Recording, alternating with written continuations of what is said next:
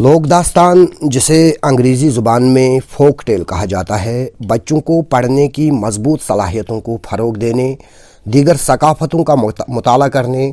مثبت کردار کی خصوصیات کو نمونہ بنانے اور کہانیوں کی محبت کو دریافت کرنے میں بچوں کی مدد کے لیے استعمال کیا جا سکتا ہے۔ ہماری لوک داستان کا مجموعہ بچوں کو لازوال کہانیوں میں غرق کرنے اور پڑھنے کی محبت تلاش کرنے میں مدد کرتا ہے۔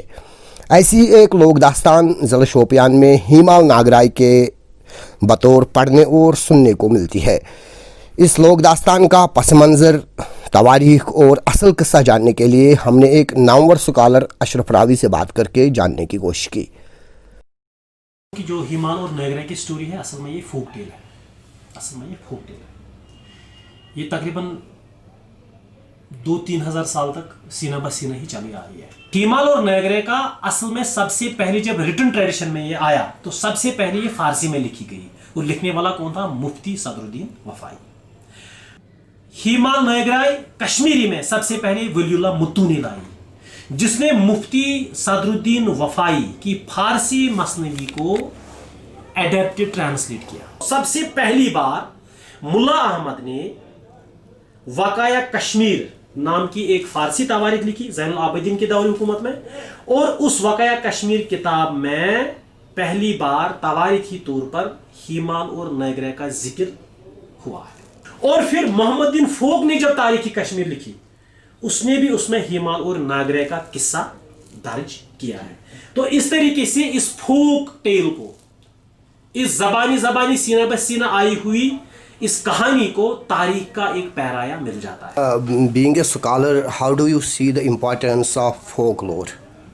خاص کر اگر ہم نئی جنریشن کی بات کریں، بہت سارے بچے ایسے ہیں جو یہ کہہ رہے ہیں کہ یہ تو میتھ جیسا ہے، کہانی سننے میں اچھا لگتا ہے، لیکن اب جو تواریخی حوالے بھی ہمیں مل رہے ہیں اور ہم نے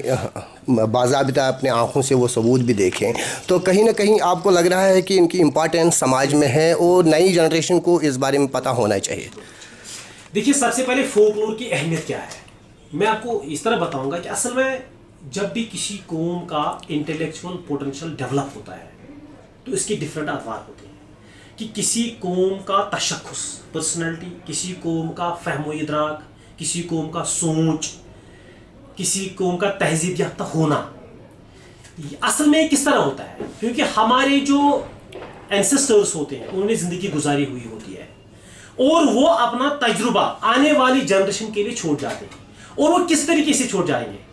آج کے ڈیٹ میں تو ہم کہیں گے لٹریچر لکھا، شاعری لکھی، ڈرامے لکھے، تواریخ لکھی، کتابیں لکھی، تو آنے والا قوم وہ کتابیں پڑھے گا۔ اشرف راوی نے آج کوئی کتاب لکھی یا کوئی ٹرانسلیشن کیا تو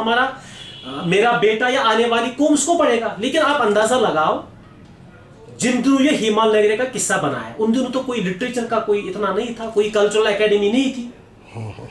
بڑے بڑے یونیورسٹی اسکول نہیں تھے جن میں یہ کتابیں لکھی جاتی، اور کوئی فنڈنگ بھی اس وقت نہیں ہوا کرتی تھی جس کے لیے۔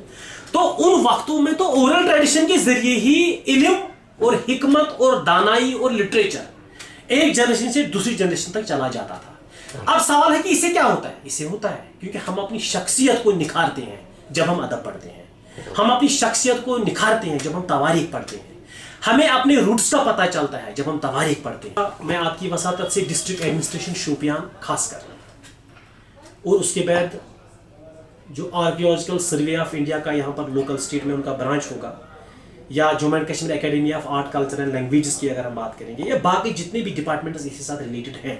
میں آپ کی وساطت سے ان کو یہ کہتا ہوں کہ ہیمال اور ناگرائی کا جو دو چشمے ہیں، چونکہ تواریخی حوالے ہیں ان کے ساتھ جڑے ہوئے ہیں، اور جو آج بھی ہمارے آنکھوں کے سامنے ہیں، جب ہم شوپیان سے سری نگر جاتے ہیں یا سری نگر جب ہم شوپیان آتے ہیں تو بالکل آپ کو رنڈی آرا کا برج کراس کرتے ہوئے سری نگر سے شوپیان جب آتے ہیں مغل روڈ پر جانے کے لیے، تو رائٹ سائڈ میں صرف کچھ فٹ کی دوری پر آپ کو ایک چشمہ ملتا ہے جہاں پر ایک سٹون بھی لگی ہوئی ہے آرکیولوجیکل سروے آف انڈیا کی۔ اور بلپورہ میں جو ہے ہیمال کا نام، ان کو پرزرو کرنے کی اشد ضرورت ہے، کیونکہ یہ شوپیان کی پہچان ہے، یہ پورے جموں کشمیر اور پورے کشمیر کی پہچان ہے۔